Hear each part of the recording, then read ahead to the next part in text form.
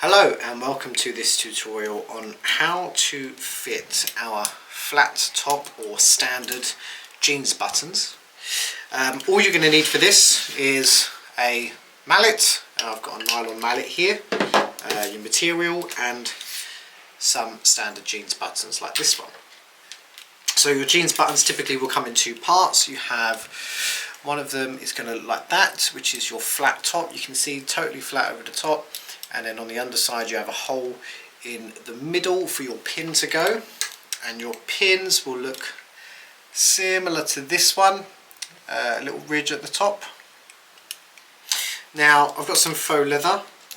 I'm going to push this pin through the faux leather here, okay, just like so.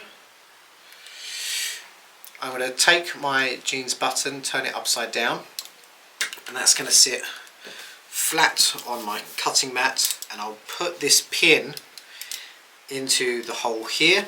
It won't go all the way through, that's where the hammering comes in, but if we line it up it will sort of sit in place. Now I'm going to spin this round so I can hold the material with my left hand to stop it going anywhere, and I'm going to take my mallet and we'll just need to hammer this down and try and keep everything relatively straight.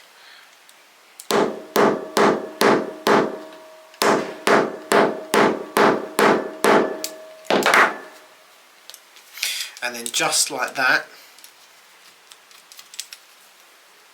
I have a jeans button fixed in place and my backing pin on the rear.